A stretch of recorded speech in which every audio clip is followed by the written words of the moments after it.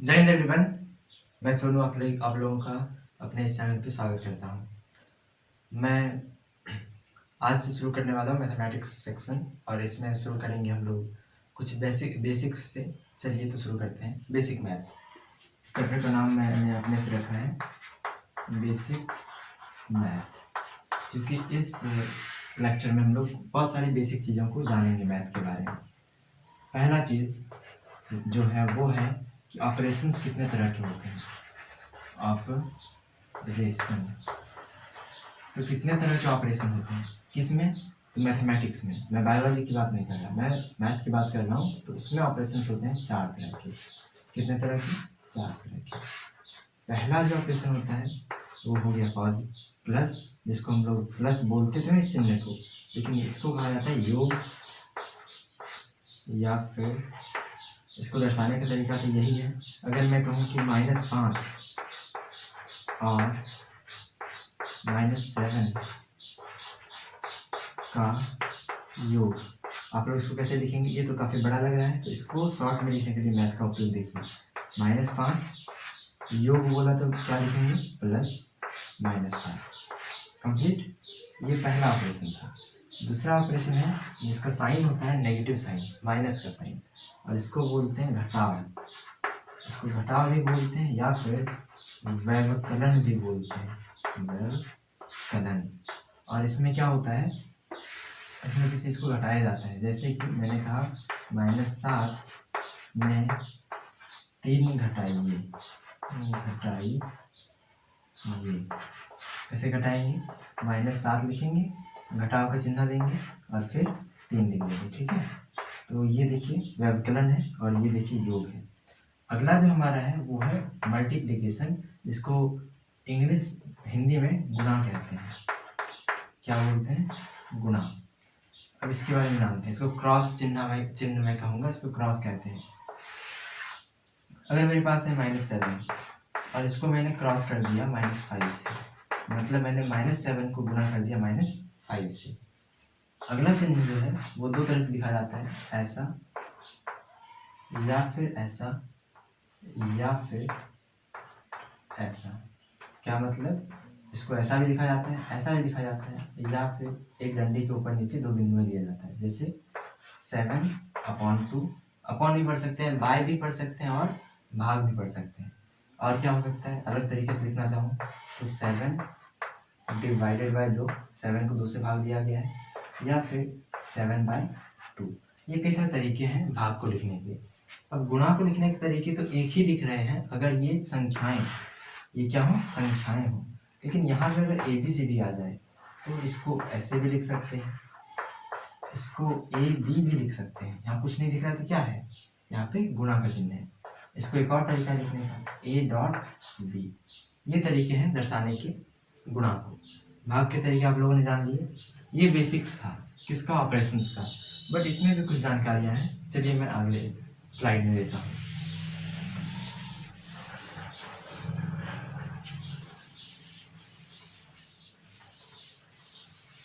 अगला जिसमें हम लोग पढ़ने वाले हैं वो इन चारों चीज़ों का व्याख्यान होगा, मतलब बढ़िया से पढ़ेंगे।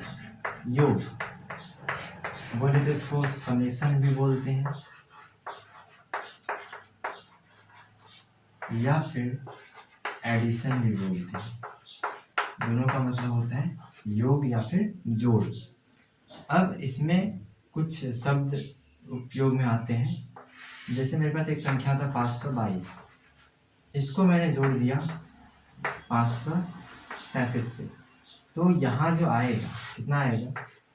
10, 5, 5। इसको बोला जाता है योगफल। इसको क्या बोलते हैं? योगफल। चलिए अब आगे बढ़ते हैं। योगफल हो गया है थोड़ा डिटेल से। अब आप लोग को बताऊंगा मैं भाग के बारे में। सीधा मैं जंप कर रहा हूँ चौथे वाले में। ये भाग क्या है?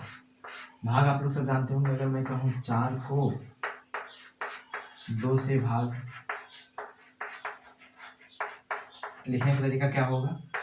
4/2 लिख सकते हैं, या फिर चाहें तो 4 इस तरह से डिवाइडेड बाय 2 लिख सकते हैं। 4 को 2 से भाग, या फिर मैं चाहूँ तो इसको लिख सकता हूँ 4 यहाँ से 2 से भाग दे सकता हूँ 4 को। अब यहाँ इंपॉर्टेंट बातें आती हैं। अब अगर आप इसको भाग दीजिएगा तो 2 बार में कितना आएगा 4, और ये कट के घटाने पे 0 आ जाएगा। इसको कहा जाता है शेषफल। इसको क्या कहते हैं? शेषफल। और इसको कहा जाता है भागफल। इसको क्या कहते हैं? इसको कहते हैं भाज्य, और इसको कहते हैं भाजक। थोड़ा इंग्लिश वर्ड लिख लीजिए, क्योंकि मैं पता नहीं कब इंग्लिश बोल दूँ। शेषफल को इंग्लिश में कहते हैं रिमाइंडर। क्या बोलते हैं? रिमाइंडर। Spelling REMAINDER, reminder. भागफल को इंग्लिश में बोलते हैं क्वोशंट। क्या बोलते हैं? क्वोशंट। स्पेलिंग देखिए फिर से, QUOTIENT, क्वोशंट। ये जो भाज्य है इसको कहते हैं डिविडेंड। क्या बोलते हैं? डिविडेंड। वहीं पे इस भाजक को बोलते हैं डिवाइडर। डिवाइडर। ठीक है, आप लोगों को यहाँ तक समझ आ गया होगा। नोट कर लीजिए, वीडियो को पॉज करके मैं आगे बढ़ता हूँ।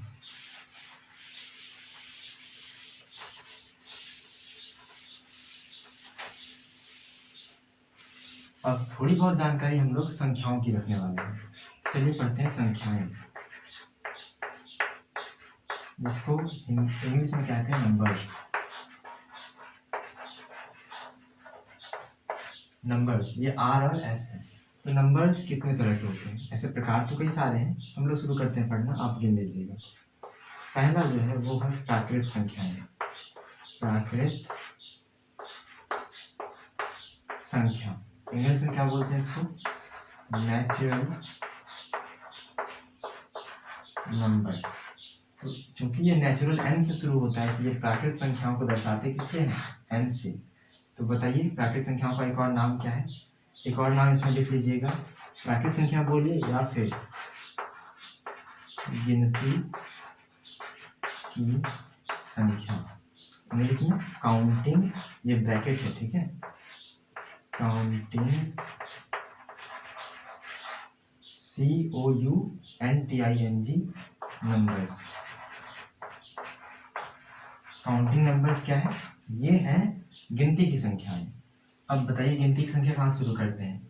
अगर मैं कहूँ 1 2 3 4, देखा मैंने शुरू करा कहाँ से? 1 से शुरू करा। तो काउंटिंग मतलब गिनती कहाँ शुरू होती है? 1 से। 1 2 3 4, और ये जाती कहाँ तक है? अनंत तक जाती है। कहाँ तक जाती है? अनंत तक। इस तरह से दर्शाते हैं प्राकृत संख्याओं को या फिर गिनती की संख्याओं, नेचुरल नंबर या फिर काउंटिंग नंबर को n से दर्शाते हैं, और ये शुरू होता है 1 से, जाता है अनंत तक। नोट कर लीजिए इस वीडियो, इसको, स्लाइड को।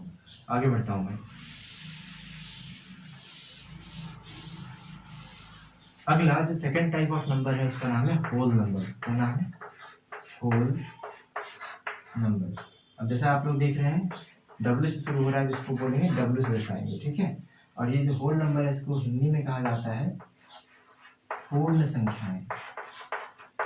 पूर्ण संख्याएं ये क्या होती है? ये शुरू होती है तो 0 से, और ये भी चलती है गिनती की संख्या की तरह, 0 1 2 3 डॉट डॉट डॉट। मतलब इसमें सिर्फ 0 का अंतर है। किसका अंतर है? 0 का, क्योंकि यहाँ से यहाँ तक तो n ही है, नेचुरल नंबर ही है। एक 0 एक्स्ट्रा आ गया, किसमें? होल नंबर में, पूर्ण संख्या में। तीसरा जो टॉपिक है हमारा वो होने वाला है पूर्णांक संख्याएं। पूर्णांक संख्याएं, इसको इंग्लिश में कहते हैं इंटीजर। क्या बोलते हैं? इंटीजर। INTEGER। इंटीजर को दर्शाते कैसे हैं? इसको I से भी दर्शाते हैं, Z से भी दर्शाते हैं, या फिर इस तरह से भी दर्शाते हैं। जरा ध्यान से देखिएगा, इस तरह से दर्शाते हैं।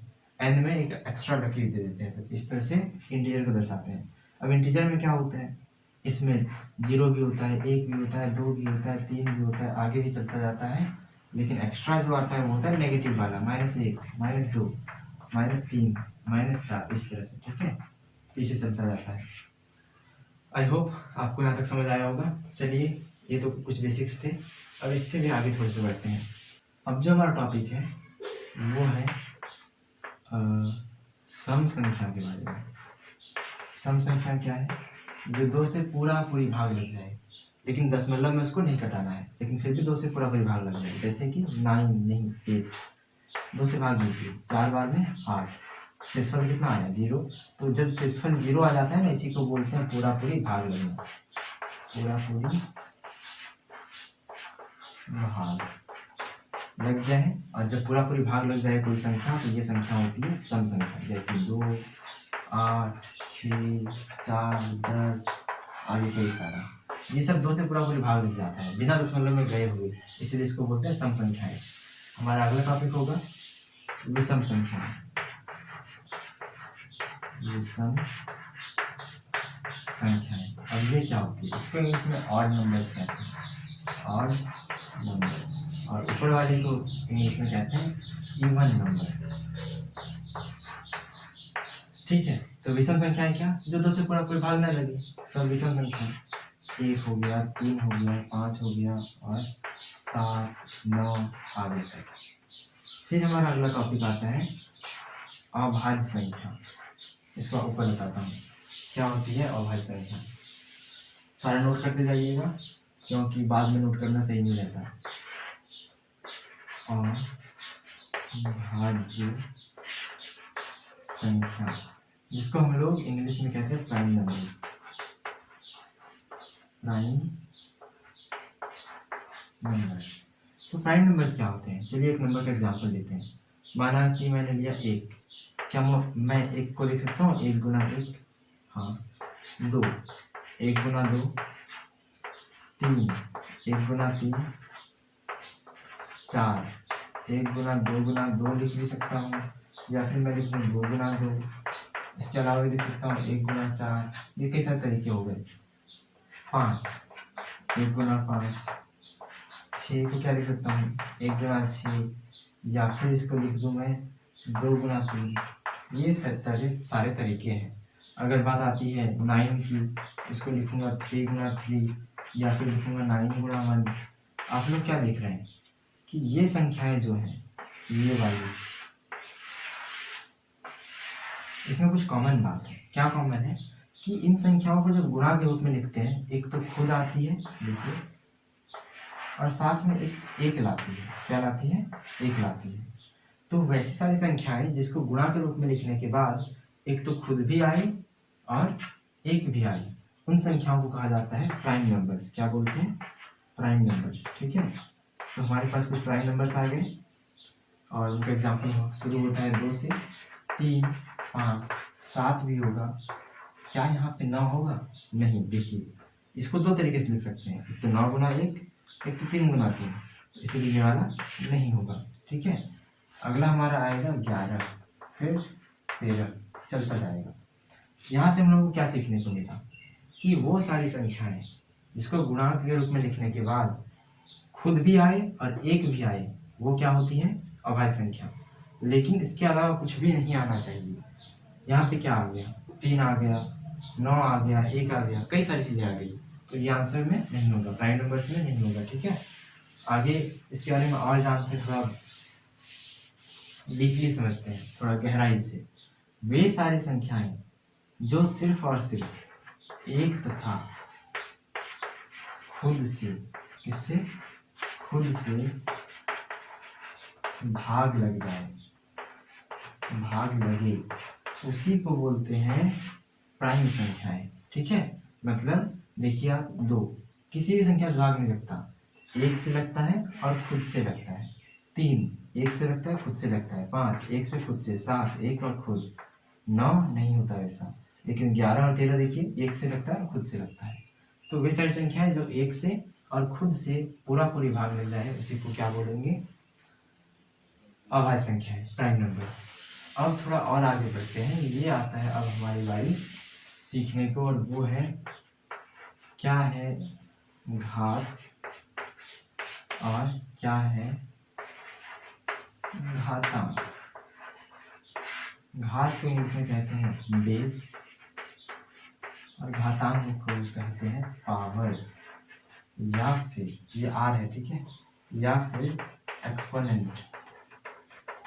एक और तरीका इसको कहने का, इंडेक्स।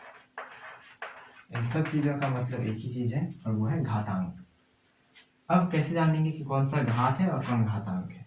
बेस मतलब क्या होता है? आधार, मतलब जो जमीन पे रहे। तो अगर मैं लिखता हूँ 5 की पावर 3, जमीन पे कौन लग रहा है? 5 की 3, जमीन पे लग रहा है 5। तो बताइए यहाँ पे आधार क्या है या फिर घात क्या है?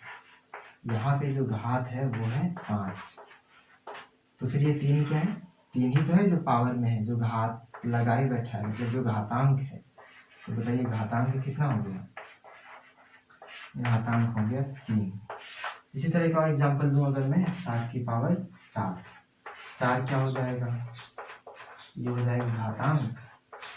7 क्या हो जाएगा? 7 हो जाएगा घात। उतार लीजिए वीडियो को पॉज करके, क्योंकि मैं आगे बढ़ने वाला हूँ।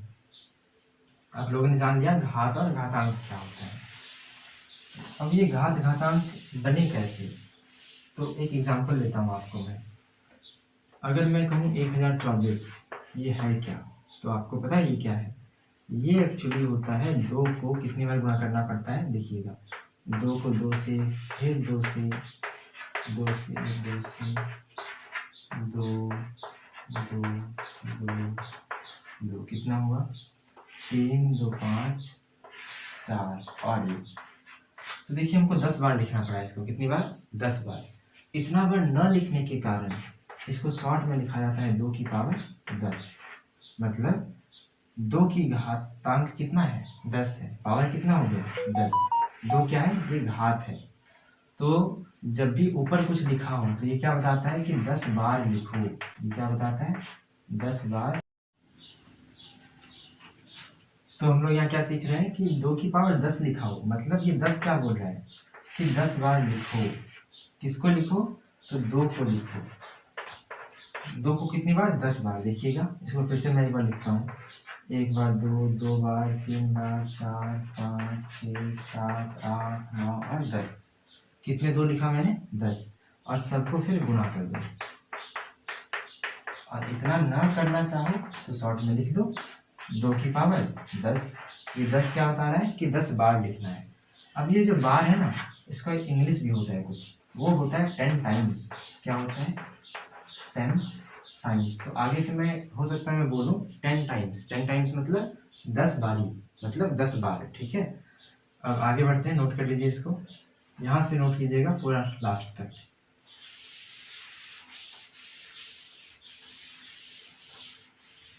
एक और एग्जांपल देता हूँ मैं। फॉर एग्जांपल अगर मैं लिखता हूँ 5 की पावर 3, तो बताइए 3 क्या कह रहा है? बताइए ये 3 क्या कह रहा है? 3 कह रहा है कि 3 बार लिखो। कितनी बार? 3 टाइम्स लिखो। ठीक है, किसको लिखना है? 5 को। तो लिखिए 5 को कितनी बार लिखिए? 3 बार। और फिर क्या कर दीजिए? सबको गुणा कर दीजिए। अब जरा गुणा करके देखिए। 5 5 जा कितना होता है? 5 5 जा 25 होता है। और 25 5 जा कितना हो जाएगा? 125।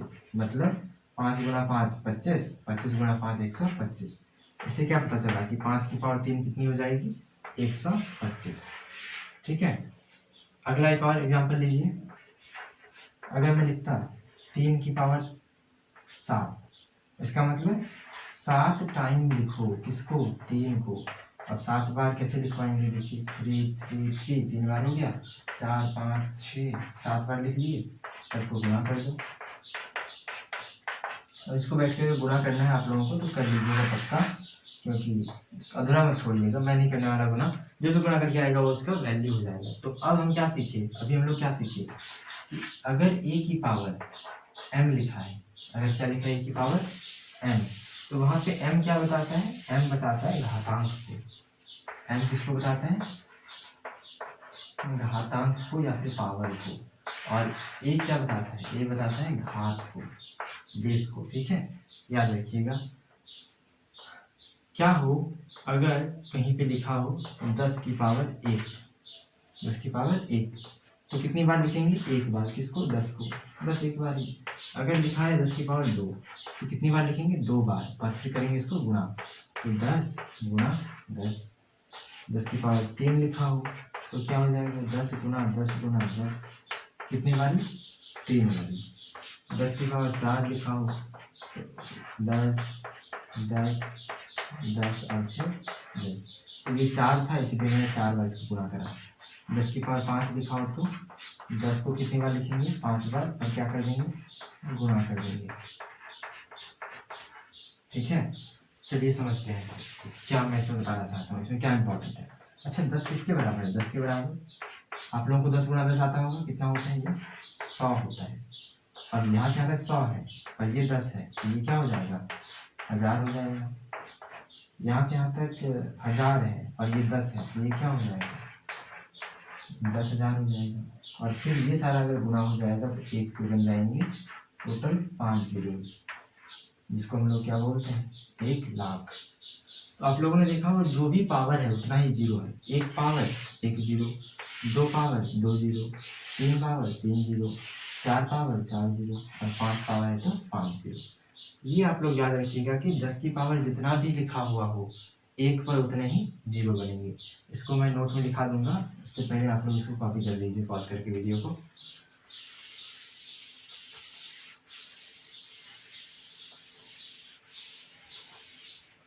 तो नोट में जब लिखिए, नोट ये हमेशा याद होनी चाहिए आपको, 10 की पावर जितनी होगी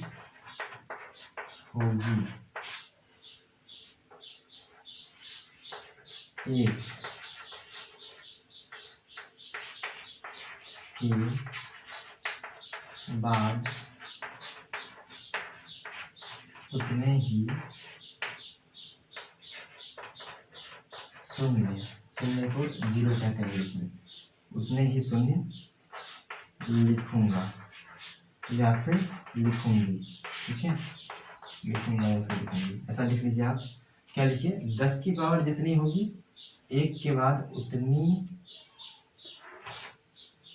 उतना ही शून्य लिखूंगा या फिर लिखूंगी, ऐसा नोट कर लीजिए। इसका मतलब क्या है, अगर 10 की पावर में लिख दूँ 10, इसका मतलब पावर कितना है 10, तो बताइए एक के बाद कितने जीरो लगाइएगा आप, 10 जीरो लगाइएगा, 3 4 5 6 7 8 9 और 10।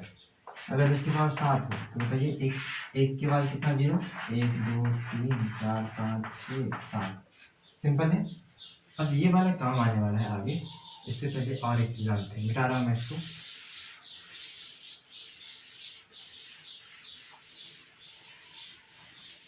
अब हम लोग जानने वाले हैं 10 की पावर जीरो के बारे में।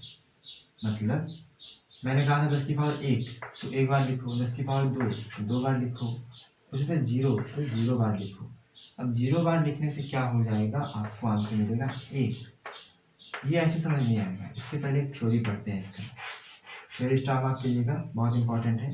वो थ्योरी क्या है कि किसी भी चीज़ का पावर, ये मतलब कोई भी संख्या अगर उसका पावर 0 हो जाता है तो इसका वैल्यू हमेशा ही क्या होता है 1। लेकिन एक रीज़न है, सॉरी एक कंडीशन है कि ए क्या नहीं होना चाहिए, 0 नहीं होना चाहिए।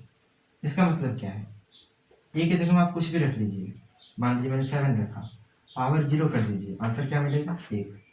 ए की जगह पे मैंने 10 रखा तो 10 की पावर क्या बन गया 0, ये भी क्या हो जाएगा 1। ए की जगह 13 रखिए तो 13 की पावर 0, ये भी क्या होगा 1 होगा।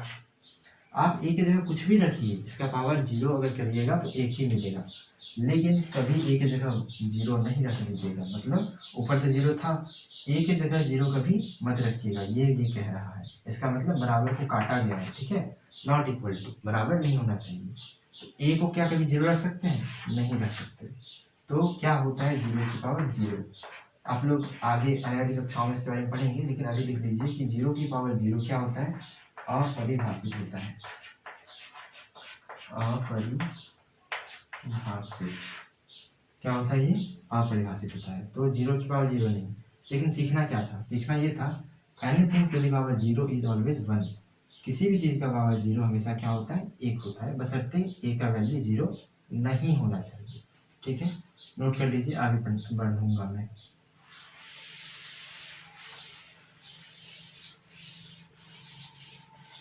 अब अगला हमारा जो टॉपिक है, हमने क्या क्या पढ़ा, 10 की पावर 1 2 3 4, 10 की पावर 6 7 ये सब पढ़ा, 10 की पावर 0 भी पढ़ लिया। अब पढ़ेंगे 10 की पावर -1। इंटरेस्टिंग है, 10 की पावर -1। तो इसमें क्या है, आप पहले 1 लिखिए, इधर 2 4 फिर 0 बैठा दीजिए, ठीक है। आप लोग जानते होंगे किसी भी संख्या के पहले 0 बैठाने से कोई फर्क नहीं पड़ता, लेकिन क्योंकि यहाँ पे -1 है, क्या लिखा है -1, तो 1 है, इधर से 1 अंक आगे बढ़िए, 1 तक पहुंचे तो यहाँ पे दशमलव लगा दीजिए। क्या समझे, 10 की पावर -1 कितना होता है, 0.000 होता है, या फिर चाहूँ तो मैं इसको मिटा भी सकता हूँ, आराम से हो जाएगा 0.1। नहीं समझे, चलिए फिर से बताते हैं। अगला 10 की पावर -2, पावर क्या है 2, दशमलव कितने संख्या के बाद लगाएंगे, 2 संख्या के बाद। हमें क्या पता है 1 के बारे में, 1 लिखिए, 1 0 2 0 3 0 लगा दीजिए एक्स्ट्रा। अब 2 संख्या उधर से चलिए, एक संख्या चले, दूसरा संख्या चले, लगाइए यहाँ पे दशमलव। एक और एग्जाम्पल, 10 की पावर -3, मैं 3 नहीं लिख रहा, 10 की पावर -3, तो ये क्या हो जाएगा 0 0 0 0 1 लिखिए, कितनी संख्याओं के बाद लगाइएगा, 3 संख्याओं के बाद, 1 संख्या 2 संख्या 3 संख्या, हो गया ये आंसर, यहाँ पे लग जाएगा। 10 की पावर -4, ये कितना होगा 0 0 0 0 1 लिख लीजिए। अब इसके बाद 4 संख्याओं के बाद लगाइए, 1 संख्या 2 संख्या 3 संख्या 4 संख्या, यहाँ लगा लीजिए। ये हो गया मेरे कुछ तरीके। आगे जो मैंने पढ़ाया था उसको रिवीजन करा दूँ। 10 की पावर 0 1 होता है, 10 की पावर 1 मैंने कहा था 10 को कितनी बार लिखोगे, 1 बार। 10 की पावर 2 मैंने नोट लिखाया था अभी कि जितना पावर हो उतने 0 बैठा लीजिए। 10 की पावर 3 0 बैठा लीजिए। 10 की पावर 4 0 बैठा लीजिए। 10 की पावर 5 0 बैठा लीजिए। ये था हमारा पूरा का पूरा समरी मतलब सारांश पूरे चैप्टर का, ठीक है। मैं इतना ही बताना चाहता था। आप इसको नोट कर लीजिए, पॉज करने के बाद पूरा नोट कीजिएगा, ऐसा नहीं कि वो नोट किए थे इसको छोड़ दीजिए, नहीं, पूरे को एक पेज में नोट कर लीजिए। चलिए आगे बढ़ते हैं।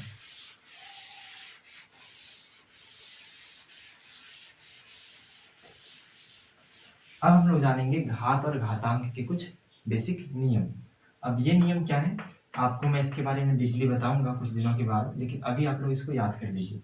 ये कहता है कि a की पावर m, मैंने बताया था पावर जो होता है वो हिंदी में घातांक कहते हैं, और आधार को क्या बोलते हैं, घात या फिर बेस कहते हैं इंग्लिश में।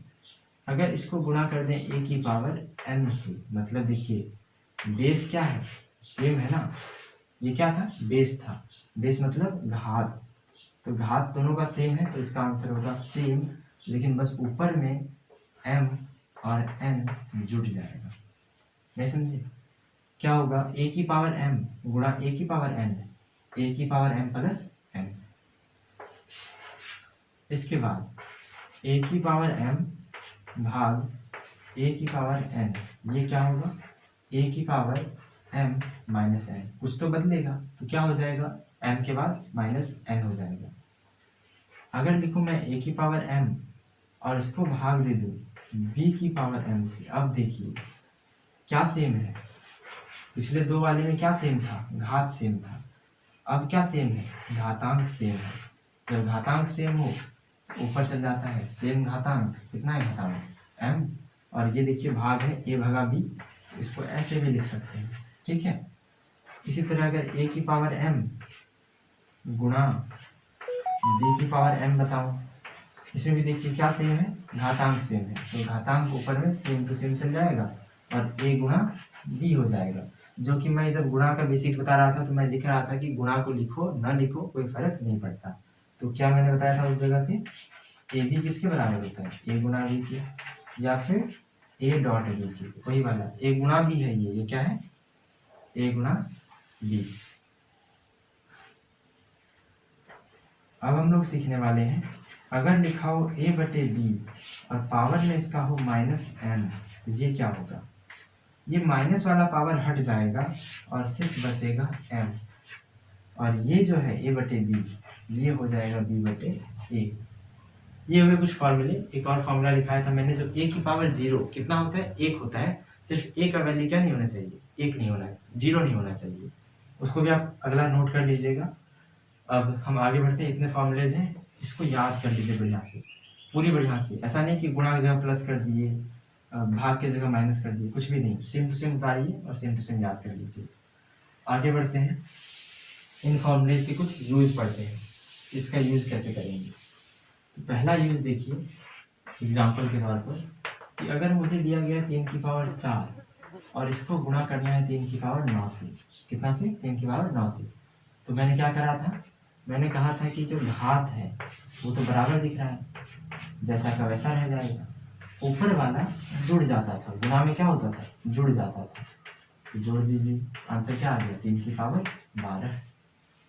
दूसरा एग्जाम्पल, अगर मैंने लिखा होता 3 की पावर 4 भागा 3 की पावर 9, अगर मैंने ऐसा लिखा होता ये क्या होता, 3 जैसा का वैसा रहता और पावर में क्या चल जाता, 4 तो था ही और 9 भी था, बस यहाँ पे माइनस आता। ये माइनस क्यों, भाग के कारण, ये वाला प्लस क्यों, गुणा के कारण, प्लस क्यों, गुणा के कारण, भाग क्यों, सॉरी माइनस क्यों, भाग के कारण। अब आप लोगों को ये आता होगा कि 9 में 4 घटाते, 9 में 4 घटाते तो 5 आता, लेकिन यहाँ पे कुछ उल्टा हुआ है, 4 में से 9 घटा रहे हैं, ये हो जाएगा -5। आंसर हो गया 3 की पावर -5, 3 की पावर कितनी, -5, ठीक है। अगला, अच्छा एक चीज याद आया मुझे, वो जो पिछला भी फॉर्मूला दिखाया था ना कई सारा ए बी वाला, उसमें एक और फॉर्मूला नोट कीजिए कि ए की पावर -m जब भी रहे वो होता है 1/a की पावर m, जरा लिख लीजिएगा 1/a की पावर m। अब ये देखिए इस फॉर्मूला को यहाँ पे लगाते हैं कैसे, इसको जरा कंपेयर कीजिए, तुलना कीजिए। 3 की पावर -5 लिखा हुआ है, क्या लिखा है, 3 की पावर -5, क्या लिखेंगे, 1/3 की पावर 5, क्यों, क्योंकि देखिए m के जगह पे 5 है, माइनस की जगह पे माइनस, a की जगह पे 3, a की जगह पे 3 रखे, m के जगह पे 5 रख दिए, तो 3 की पावर -5 कितना होता है, ये होता है 1/3 की पावर 5, 1/3 की पावर 5। तो ये इसका सिंप्लीफिकेशन होता है, मतलब सरलीकरण। आगे जानेंगे अनदर उपयोग, कोई और उपयोग।